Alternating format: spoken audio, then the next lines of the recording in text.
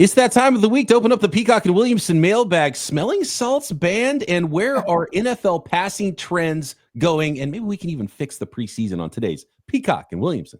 NFL analyst Brian Peacock and former NFL scout Matt Williamson bring you expert NFL analysis every day in less than 30 minutes.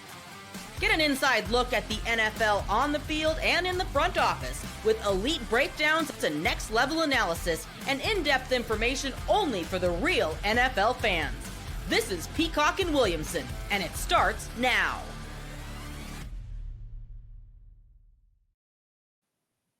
Welcome to the Peacock and Williamson NFL Show. Brian Peacock alongside Matt Williamson at BD Peacock at Williamson NFL. Thanks, everybody, for making us your first listen on the Locked On Podcast Network.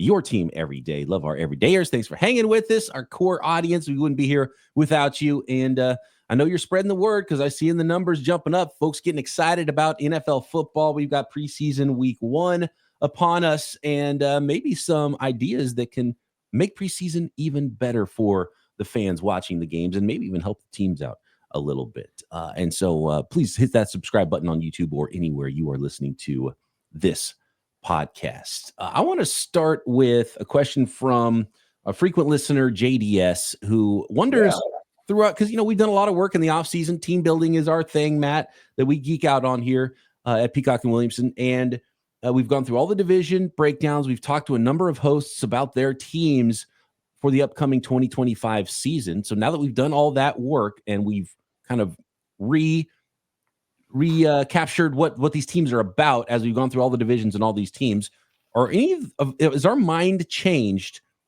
about any of those teams and how we felt about them maybe in May and how we feel about them now in August getting ready for the 2025 season? A little. I hate overreacting to blurbs from camp, and things of that nature. But I think we have to note that we're going to see preseason football tonight and all weekend. So we might actually see some things that do change our mind, or, boy, this rookie looks better than I thought, or something along those lines. But just talking to people here at camp, I got the impression that, the Patriots to me, like everyone's talking about the Patriots. They're a much improved team. And I 100% agree with that. They spent a lot of money. They had a lot of draft capital, May in year 2. But they're over under win totals like 7.5. And I'm like, they're not that much improved. I mean, from a garbage team to a mediocre team, maybe. But just talking to people here that were kind of in the know, it really sounds like the coaching situation last year in New England was maybe as dysfunctional as any in the league. That he was totally in over his head. He kind of got anointed as the head coach because that was Belichick's guy, but they didn't really do a whole lot of other work. They just sort of awarded him the head job because Bill wanted it to be that way. And I think they paid the price. And I know that you're going to bring up Pete Carroll, which I totally understand.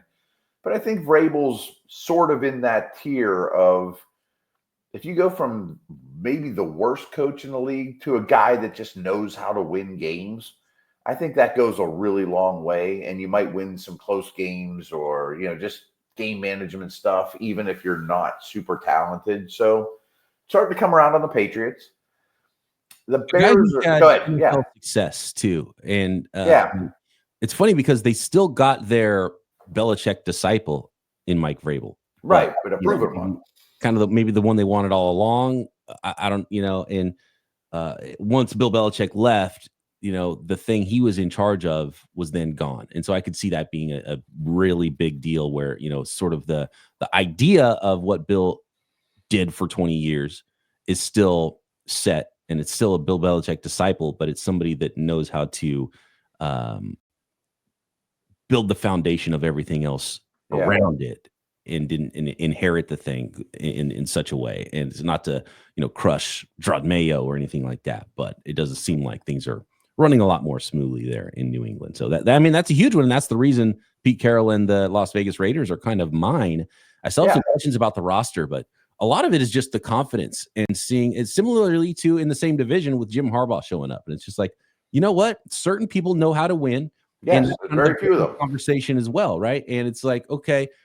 And I love that Pete Carroll got on the mic. He was asked the question, what's the plan? Are you guys, tanking? Are you trying to win? And he's like, I win 10 games every year. Are you kidding me? Of course. Right. And I don't care who hears it. We are going to win football games. And they got a better quarterback, which is key. And can he fix things on the defensive side of the ball, even if we don't know everybody's names quite yet on that side of the ball? They're still building some things. And I thought they were kind of light in the secondary, and they're still trading away cornerbacks. So that tells you that Pete Carroll's got his own thing in mind for how everything's going to go there. And look, that's a tough division, so I don't think they're going to go knock off the Chiefs or anything necessarily. But I do feel a little bit better right now today than I did even a month ago about where the Raiders are.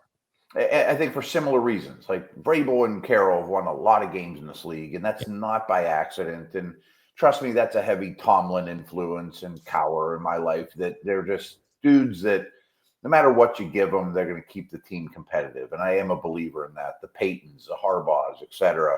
I think both those guys qualify. I want to throw one thing back at you at the Patriots too. I think Josh McDaniels is an easy guy to make fun of as a head coach, blah, blah, blah.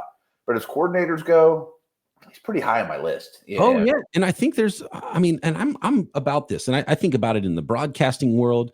Just because you're an ex-player and you know a lot about a sport doesn't mean you're going to be great at conveying that. So like players play, scouts scout, coaches coach, broadcasters broadcast. Journalists journalize, it's like, right. It doesn't mean like you can be good at multiple things, but it doesn't mean just because you're good at one and know a lot about a subject, you're going to be really great at the other. I was a musician. I could play drums. I could play guitar. I could bat both ways playing baseball. I can do a lot of things. I can't draw or paint to save my life. It's like everyone has a different set of skills. And just because it's like adjacent to it doesn't mean you're going to be good at all the other things. Right. And so, when it comes to football, I think it's very similar. Some coaches are really good at position coaching, really good coordinators, and they are not head coaches. And it's a completely different job. And just because you're good at one doesn't mean you're going to be good at the other. And I think probably the Vrabel situation in New England's a perfect example of that.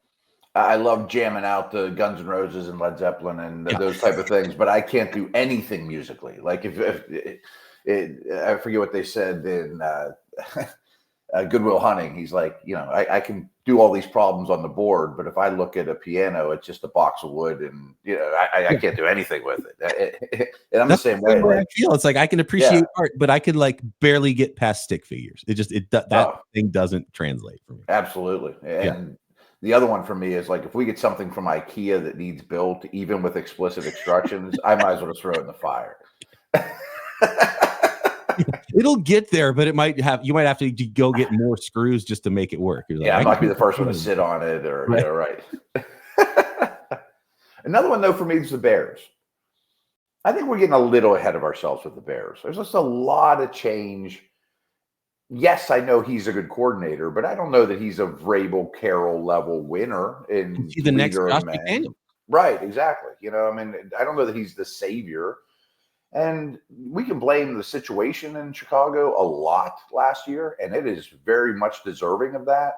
But I don't know that Caleb Williams is ready for this huge breakout either. He might be as much of the problem as anything. And I like the O-line changes, but Tooney's pretty old dude. I think they overpaid for Dahlman. The left tackle's still not great. Like, I don't know that's going to be a Lions-like O-line. It'll be better, Yeah, it could go that way. Yeah, maybe. It could be they're just phenomenal right away, or they look a lot better than next year. It's like, oh my God, look out for the Detroit Lions or look out for the Chicago Bears. They're the next Detroit Lions. Maybe it's a possibility. And I think why Bears fans are excited. They should still be excited. Oh, definitely.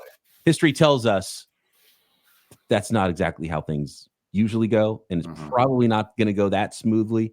It could, but it could also go the other way. And you find out, man, Ben Johnson, really smart guy, great coordinator, not an amazing head coach, or just a rookie head coach and had some growing pains, right? A lot of really highly drafted quarterbacks that never turn out to be great, even if we think they're going to be great. We're still waiting. We had some mailbag questions about Trevor Lawrence. And it's like, I'm looking at my watch and like, that was 5 years ago. Like we're still waiting for Trevor Lawrence to be the guy, and we just believed he was the guy who's number one overall. And I think there's some of that with Caleb Williams as well. And so I'm a big believer in betting against rookie head coaches and rookie quarterbacks, and they're only one removed from having both. Right. Yeah. So that's a good point. Are we worried about the Rams with the Matthew Stafford? I think that's the easiest one. Okay. Because boy, if he's not the same, they might be picking 12th overall, or you know what I mean? Right. Yeah. And I really like a lot of the things they've done, rebuilt defensive line. And man, I think it's, and again, this is why the Bears thing could go so good, because coach quarterback is so important. Yes. And the Rams have that. But you take one of those away, and we saw how difficult it was for the Rams, without Stafford for I mean, they may churn out 7 wins with Jimmy or something like that. But my bigger concern is if Stafford plays and he turns into like end of career Matt Ryan or Ben Roethlisberger, just like, I got to get it out of my hands. I can't take a hit. We're seeing that from Aaron Rodgers too. It's like kind of backing up. Get this thing out. Eli, Breeze, all those guys at the end, the last year or two is a tough watch. Yeah, absolutely. And the problem with Stafford is because he had such a great arm and he's so aggressive. Even if he just goes from being like great arm to average arm, does it look like a noodle arm because of the way he plays? Yeah. And does that mess him up? And he's like making all kinds of mistakes, throwing interceptions because he can't make the same throws that he used to. And does that affect him even more? Does the aging process happen quicker rather than Drew Brees, who never was worried, it wasn't about his arm the whole time. He could still just be like, I'm just going to get it out. I'm going to get it out a little quicker, a little shorter. I know he's tough as nails, but those guys, and rightfully so, just hate getting hit at that stage of their career. They've taken so many hits. And even last year, as tough as Stafford is, his splits of when pressured versus clean pocket are drastic, and that's when, to me, it's like, oh, it's a bit of a warning sign when they're that much different. Coming up, we're going to fix the preseason, make it even better for NFL fans and for teams, and where are passing trends going in the NFL next.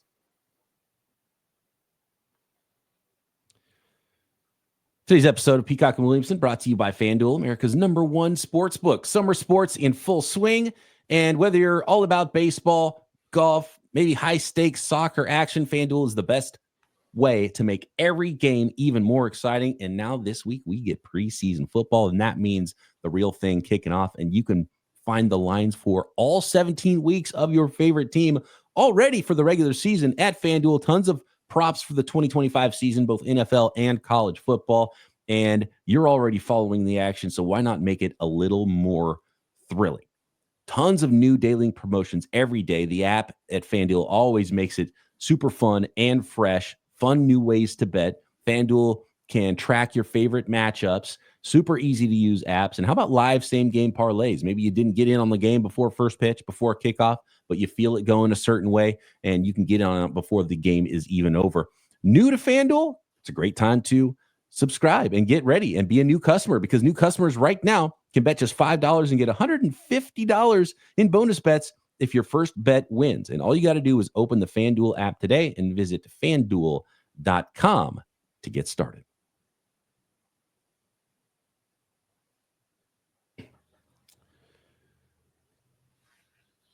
All right, let's talk about the preseason and maybe fixing the preseason a little bit. And one of our listeners, Mark, relayed this idea from Easton Freeze. And it goes like this: half-baked idea. And to be honest with you, I don't know if this is half-baked. Would NFL offenses be a lot less clunky in September if we just let quarterbacks wear the red jersey in preseason games? Would get a lot more from starting quarterbacks, would probably be more entertaining games as well. What do you think? They're wearing the red jersey, and some teams have a black jersey or whatever. It's the no contact. Yeah. Should we play preseason games where you're not allowed to hit the quarterback so we can let these quarterbacks play and get teams a little bit more ready? My first thought was, boy, that's dumb. Let's not do that. That's not football, blah, blah, blah. But to your point that it's not as half-baked as you say, I think there is some credence to it in that if we get more quarterback snaps in the preseason without the fear of injury, they would probably be much sharper the first month of the season. I mean, I always go back to the Bengals. Burrow never plays in the preseason, and they're always like 0-2 to start the season, or 1-3. And, Taylor came out this year and said, we're going to play our guys more, Chase and Burrow. We found the error in our ways. But if he ends up hitting his, thumb on a helmet or something, then you go backwards. Right. I kind of get it. It's probably too far-fetched. But, I mean, when does the ref call play dead? I go out to practice every day. I'm doing that as soon as we hang up here, basically. And there's a lot of frustrated pass rushers that are looking to hit somebody. They want to get better too. They pull up every time, run past the quarterback, whatever. But they'll be fine. The short answer is no, but I think it's interesting and you're kind of onto something. Yeah, and I don't think it's going to happen. I don't know if I necessarily No. want it to happen, but it would be one way. And look, let's be honest; these aren't the most competitive games that exist either. Sure. You start seeing like everyone got excited, I'm sure, to watch some of the Hall of Fame game, right? And they started watching. It's like, this is sloppy. Can I see the real guys out here more, right? And so that would be one way to do it. The problem is, I don't think quarterbacks are necessarily just going to play, because you still have to have the first team you have to have the first team offensive line in front of them, no matter what. That's the thing. You can't put a garbage left tackle out there either. Yeah, but I guess it wouldn't matter if you have a garbage left tackle if they can't hit the quarterback anyway. So yeah, I get it, but I don't know. I just think that the more and more joint practices we get, and the more intense situational joint practices we get, that coaches will get enough to use their guys. And those joint practices, no quarterbacks getting hit, and so I think you get a lot of work done that way. I don't know. Do you think there is a correlation? Joey Bag of Donuts asked the question. It seems like some teams go much harder in training camp than others. Is it better to have a hard training camp or take it easy? Is it better to play in the preseason or to not play in the preseason? The Rams are a good example. They never play anybody, whether Stafford's healthy or not. And last year they were what, 1-5 or something? And at the deadline, we're like, oh, they're going to trade everybody. And they ended up winning the division. Yeah. And then you wonder, though, is it because they were less beat up in December, True. Yeah. Yeah. I mean, like, okay, you start the marathon great or terribly, but I'm a lot fresher halfway through the marathon than you are. And then I finish strong, Again, I'm going to dance around the answer, but I think this is the beauty of, back to what we're talking about, the Vrabels and Carrolls and those guys that just know how to win because they know their team. This year we got to go harder. This year our quarterback is super established. We're going to take it easy on him in the offense. But the defense is a bunch of young pups, and they're all fighting for spots. And I guess the Rams are a good example. Like when they're healthy, I know what Stafford and Kupp in his day, and now Adams and Puka and Kyrie are going to give me. But the defense post Donald was just a bunch of young dudes. Let's push the defense hard. Let's play them a lot of snaps. And I also think one thing that people don't talk about enough, because you just assume all these guys are peak condition, and they are compared to me and the other fat guys walking around the world. But compared to the people they're playing against, the real good coaches know, man, we drafted this left tackle and we like him, but he's not ready to play 65 snaps yet. I need to grind him in the preseason to get him there because he can't come out of the game in the third quarter. Mm-hmm. I really want to talk about this passing trends question, but we'll go back to the final segment. I want to go to the smelling salts thing. Have you seen this? A little bit. The NFL just sent a memo out of nowhere, apparently, that the smelling salts are banned. And some players are like, hold on a second, man. I sniffed smelling salts every time before I got on the field. It's pretty widely used, and I don't know if everyone really realizes that. The NFL Players Association released a response to this, said, we are aware of the memo issued by the league Tuesday regarding the use of smelling salts and ammonia capsules. We were not notified of this club policy change before the memo was sent out. To clarify, this policy does not prohibit player use of these substances, but rather it restricts clubs from providing or supplying them in any form. The NFL has confirmed this to us. If you have any questions, please reach out to your player director. So some players were a little bit worried. They just got to bring it themselves now. And I think a lot of this, to be honest with you, has to do with, kids watching football and seeing people, break open those packs and sniff them on the sideline. You see them pass them around. You see guys, I think, was it, who's the coach that was doing it a lot? Was it there was somebody, right? Maybe it was in the college ranks. I can't remember. Might have been Kiffin. Anyway.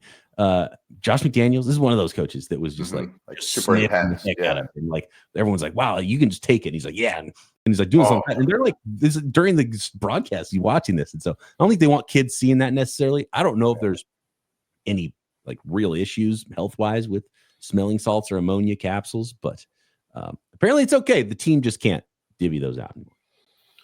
I think it's interesting, but I think you 100% nailed it. It's just the optics. They don't want the illusion of snorting something on NBC, Fox, blah, blah, blah, ESPN, millions of people watching, especially kids. It just seems like, what's in there? What's he going to do? And any kind of enhancement, I think, is frowned upon. And I get that. I think they're basically harmless from what I understand. And the fact that they can't supply them, I think, is funny. What are they, like $1.50 or something? Like you probably sure you could get a million of them on Amazon for $10 or something. I mean, they feed the players. You never have to pay for lodging or food or anything, even during the season. No, anyway, I think medicine would be okay spending a couple bucks on their smelling salts to get them going for the game. And judging by how some of these guys reacted to it, they're going to be stocking up. So we had a little bit of a conversation with this at Sharky's the other night, and a lot of the dudes I hang with cover other sports too. They're just Pittsburgh media guys. And a longtime dude that also used to cover hockey said, wasn't that long ago, like 80s, there would be a bowl of like the blue or the red Sudafed just right in the middle of the locker room, and dudes just take a handful and like the ones they make like meth out of now. They're not prescription. They would just go buy a million of them and throw them in this bowl in the middle of the locker room. Mm-hmm. Yeah, back in the day, the greenies they called them, right? And the crop tops, and basically just players were taking speed before the game, like starting pitchers and football players. That led into a baseball story. They said that there's 2 cups of coffee, or there's three things of coffee. There's decaf, there's regular, and green. And green was just greeny coffee.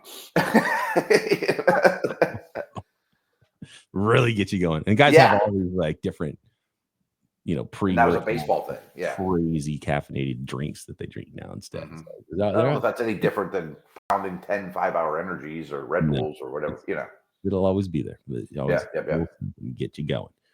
Let's talk. It's not a steroid that enhances your body. I don't think it's a competitive advantage.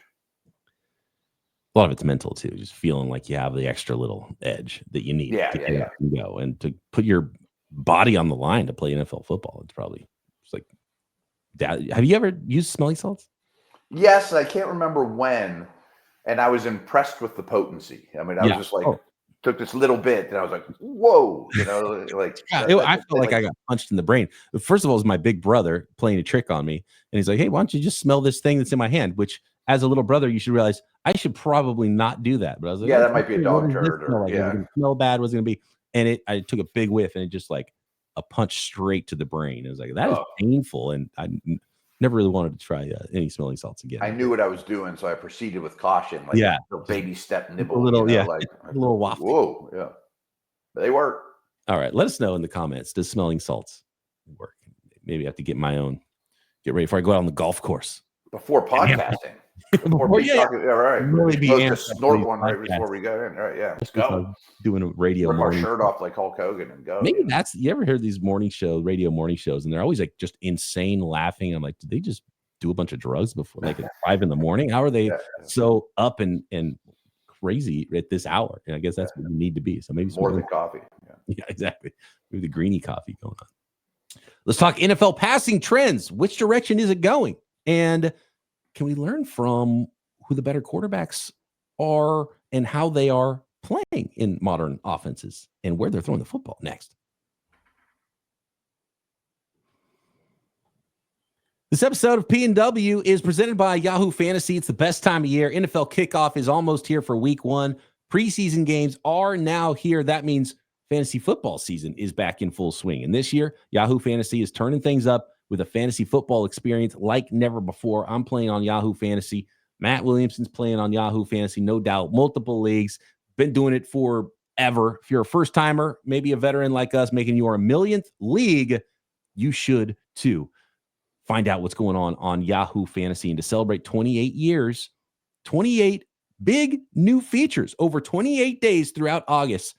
And to kick it off, they just dropped Yahoo Fantasy Guillotine Leagues. I'm already in one, a new killer way to play fantasy football on Yahoo, where the lowest scoring team gets eliminated each week until there's only one team left standing. So with the season around the corner, now's the time to get your league together and give this new mode a try. If you're more into the classics, you can still play head-to-head private leagues or just join a public league, and you can do that at yahoofantasy.com/lockedonnfl. Don't have to know anybody. You can just join a league right now. So stay tuned for more killer announcements and start playing Yahoo Fantasy Football now at yahoofantasy.com/lockedonnfl.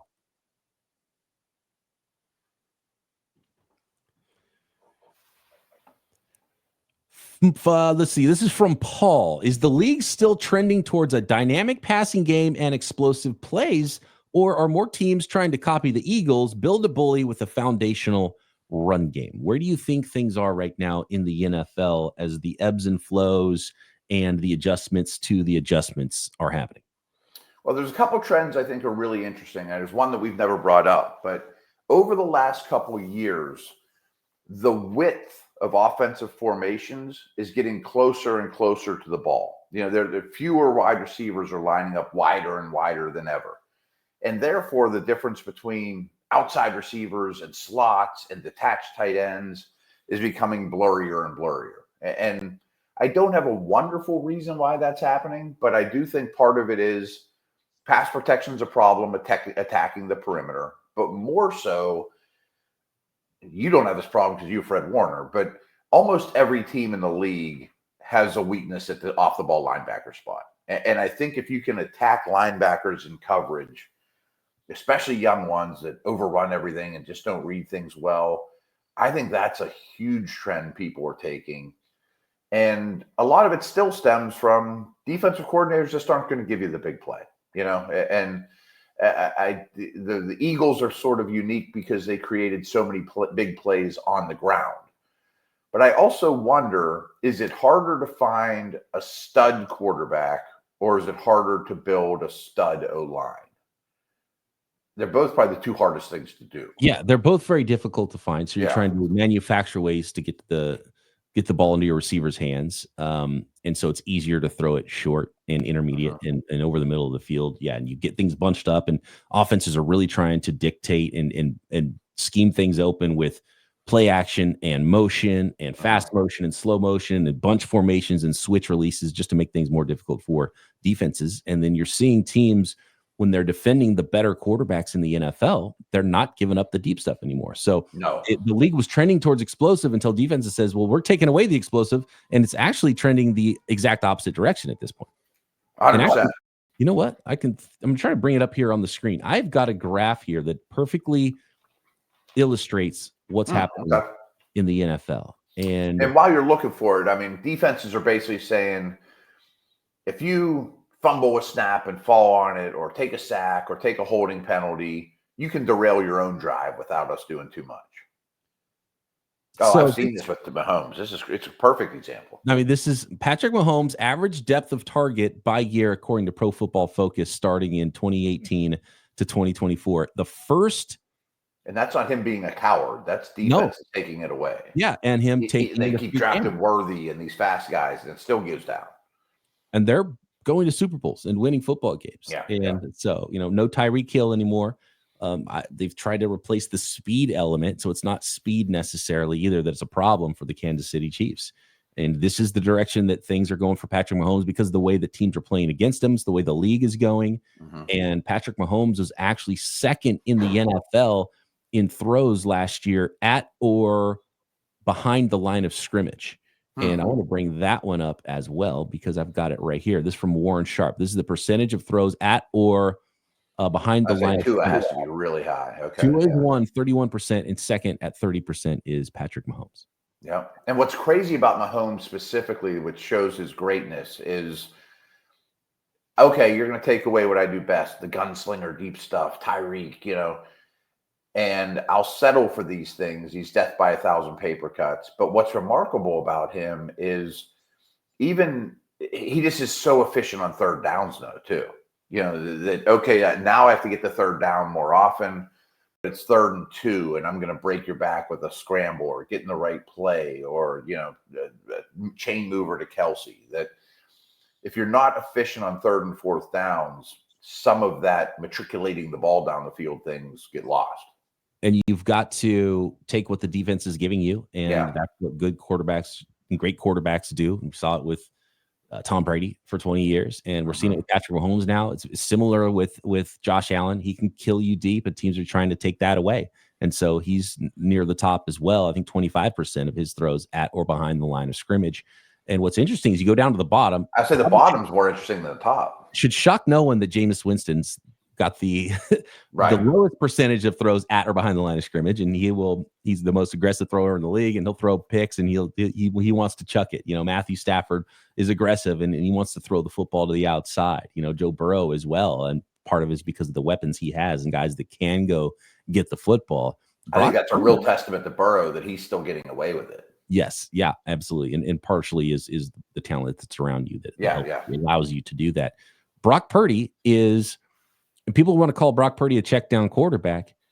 He's anything but. He is the third least percentage of throws at or behind the line of scrimmage. And I've always talked about this with Kyle Shanahan's offense. It was similar with Jimmy Garoppolo. And in fact, Purdy's more aggressive than Garoppolo was. Oh yeah. I've coined the term aggressively intermediate. That is Kyle Shanahan's offense. He wants to throw the ball, and it's exactly what we were talking about. He wants to throw the ball in the middle of the football field. And he doesn't want to check it down and throw it short, but they don't throw it deep either. So when you play the 49ers, you know where the ball's going. It's going in the middle of the stinking football field, and he's going to try to use misdirection and the run game and play action and motion and everything he can to get that player open. So intermediate area of the football field is where they're throwing the football. And if they weren't throwing so much intermediate, then the yards per attempt would go way down, because then everything would just be intermediate or short, because they don't throw the ball deep very often. And so there's good quarterbacks at the top, good quarterbacks at the bottom, good quarterbacks in the middle. So I don't necessarily know that one thing is right or wrong. Depends on the scheme, depends on how teams are playing against you. If you're playing against the 49ers, you're trying to stop the run. You're bringing everybody close to the line of scrimmage. If you're playing against the Bills or the Chiefs, you're like, go ahead, because we don't want to get beat by these explosives. And I also think it's interesting, like the Hurts of the world, rather than check it down, I'm just going to run it. Right. He's his own check down. Yeah. And I think if teams are going to be lighter in the box, pass rushers, lighter linebackers, play off the ball, then it's just natural that's going to help you run the football. And if you can play bully ball, which again, Shanahan would like to do that, be balanced, run the football a lot. The Philadelphia Eagles are another one of those teams. It can benefit you. And you've seen a lot of teams try to do both maybe. And so that's where we're at in the NFL. It's defenses kind of dictating the way offenses have to play, because the offenses got so good that you have to play a certain way. No, I think it's really interesting. And there's no perfect defense, or they'd all run the same thing, Right. And no perfect offense either. And it helps if you just have a great mind and a great coach and a great quarterback, and you can adapt and you can do what you need. And to be honest with you, it's a different game plan every week. Absolutely. My guy, to bring it back to Patrick Mahomes again, and we've seen how he's, teams are playing him, and how his yards per attempt has gone down every single year. My guy, Eric Crocker, Locked On 49ers, we're having this conversation. He reminded me of that quarterbacks show last year, the Netflix quarterbacks show, and Patrick Mahomes was on there, and he was one of them. And there was a game where the Chiefs played the 49ers, and Patrick Mahomes mic'd up, goes to the sideline, and he's like, I can't believe they don't have a safety deep over there. We're gonna annihilate them. And they go out there, boom, deep shot. It's like, if you don't do it, he's not afraid. So you have to do it. Yeah. Not afraid at all. But it's not like he just went into a shell the last couple of years. Right, exactly. Yeah. So there you go. It might have hurt your fantasy team, but they're still winning a lot of football games there in KC.